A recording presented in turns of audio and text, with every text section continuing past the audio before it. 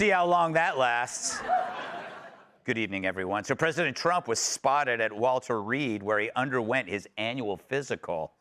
And it was there that a brave Secret Service agent took a finger for the president.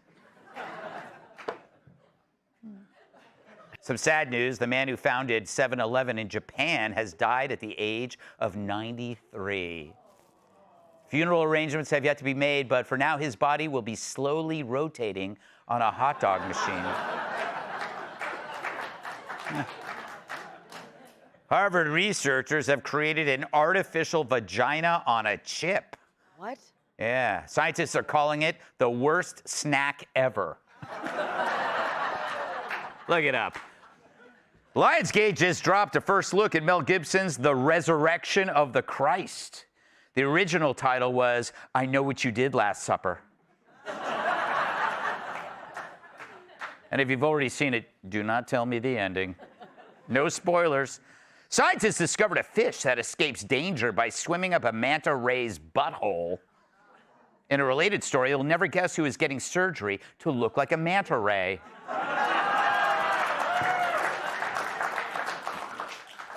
A man in Idaho set a world record by putting on a record-breaking 32 T-shirts in 1 minute. Even more impressive, it took this man 32 minutes to put on 1 T-shirt. And finally, Kathy Griffin spent the night in the hospital following complications from a colonoscopy. Doctors say Kathy is fine, but the anal scope is in critical condition. I kid. Oh, the good news is Kathy has been upgraded from ugly to hideous. All right. Double whammy for you people. Water. Spencer Pratt's polls are just behind incumbent Karen Bass, ahead of the June primary for LA mayor. Pratt had launched his campaign a year after the 2025 Palisades fire, when he'd watched his house burn, while the DEI hires running the city wondered if the fire department's Dalmatian was black enough.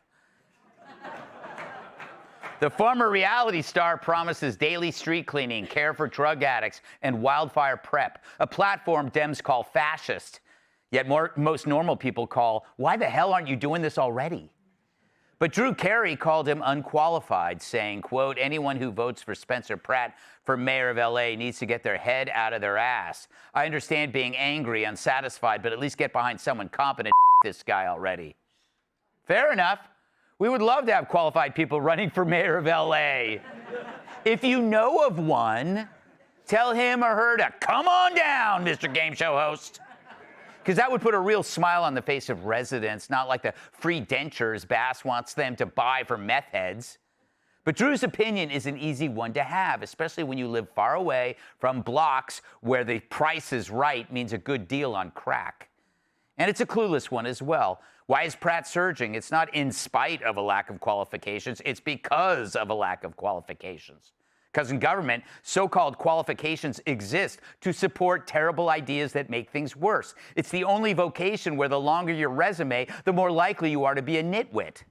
A libertarian like Drew should know that, but he's not thinking it through because it's not him who's running, and that upsets him. Many people are like that. I was like that when Trump started running in 2015. Who does he think he is, I said, when I was really saying, it should be me. Performers are insecure, and here's why. With few exceptions, they are insects trapped in amber. When a bug gets stuck in the sticky, fresh resin, it can be perfectly preserved, stuck, which can describe the career of many actors and comedians. Over time, you become frozen in place, and it's then that you start telling others to stay in their own lane, because they're stuck in their own. But it's the people who don't stay in their own lane who create new ways out of old messes. And it's the people who say, stay in your lane, who often cause the most accidents. Think about it. If a mayor with experience tells you that homelessness isn't a problem, then that experience is poison. It takes an absence of experience to overcome this madness. Of course, Pratt's incompetent adversaries will criticize everything but his solutions. So they attack him over ads he isn't even running himself. My husband works in Hollywood, and to promote your campaign with AI videos in a city that is the core of our of our entertainment industry feels deeply insulting to so many workers across this city. He would say he's just sharing out other people's AI videos, and that's not what he's doing. Yeah. My husband works in Hollywood. Who cares, lady? So it's an insult to a community that he's not using actors in this city that's 90% silicone? Sorry, babe. Pratt's AI ads come off as way more authentic than the politicians who hate him. Fact is, Pratt's anger can be summed up in one sentence. We have no way to deal with crazy people. They're on the streets, they're setting fires, building camps under overpasses. His solution, get them off the streets into facilities. It beats the Democrat solution, which is to continue electing them. Welcome tonight's guests. Even vegans want to try this neat dish. Chef and restaurant owner Andrew Gruel. She's a Jewish mom and a lawyer, so she's gefilte as charged. Oh, that's a good one. Human rights attorney Brooke Goldstein. We paid a hobo to keep her seat warm. Welcome back, New York Times bestselling author and Fox News contributor, Captain. And he shaves his beard with a riding mower. Former NWA World Champion and host of the Planet Tires podcast, Cyrus.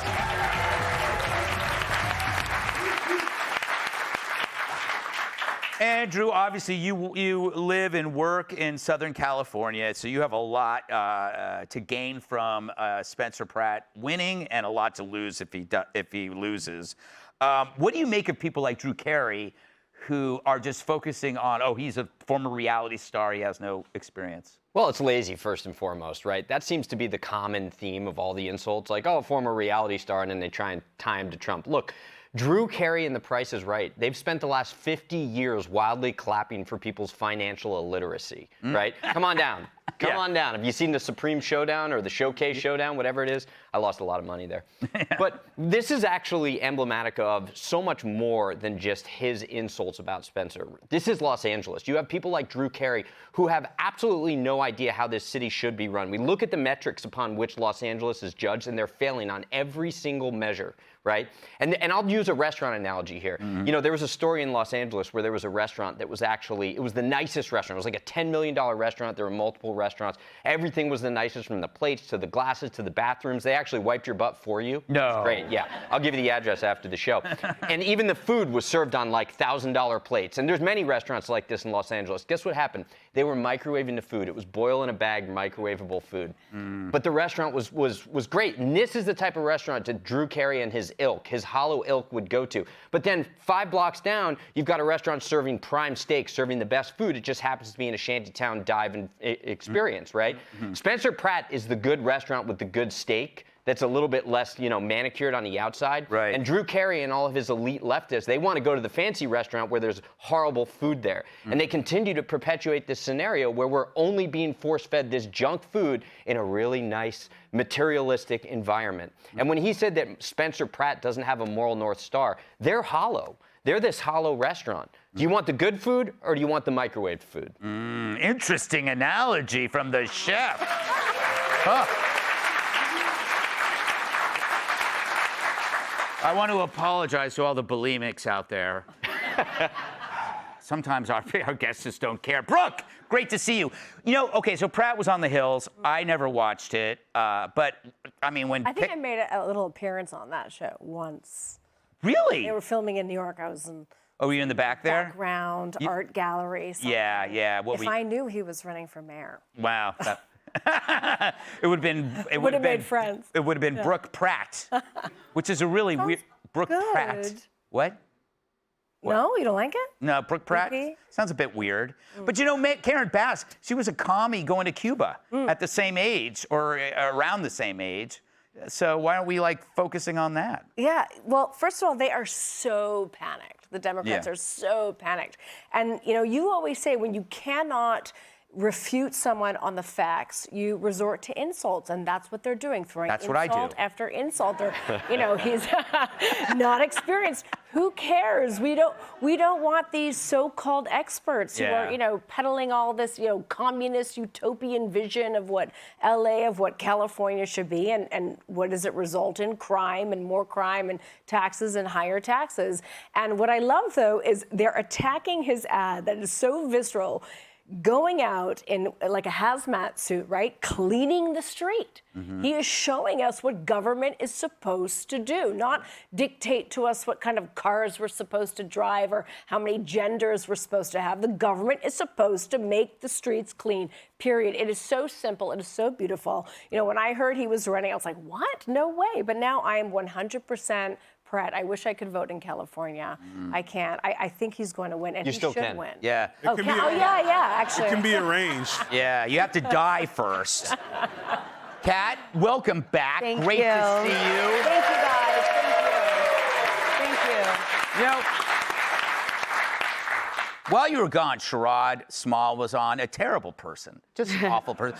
But he blasted me about he literally in the break said, what has gotten into you? You hate Spencer Pratt. And I'm going, what are you talking about? So I want to, he forced me to think, did I ever talk about Spencer Pratt? Let me roll this clip from Red Eye. Should we care about their despair? Heidi Montag and Spencer Pratt, i.e. that manufactured couple of unmitigated turd faces on that manufactured reality show about unmitigated turd faces, opened up about their downward spiral and actually found someone who would listen. Countered Pratt on his pointless life. The two are now broke, living in mom's rent-free beach house. Ooh, must be nice. Jill, you spend a lot of time with reality folks. Aren't they all bad people?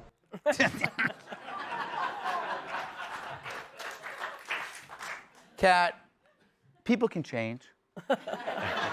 I changed. It's really weird seeing you in the full suit that does not fit. I don't fit in that? You look like a little boy wearing his big boy clothes. That's why I stopped doing it.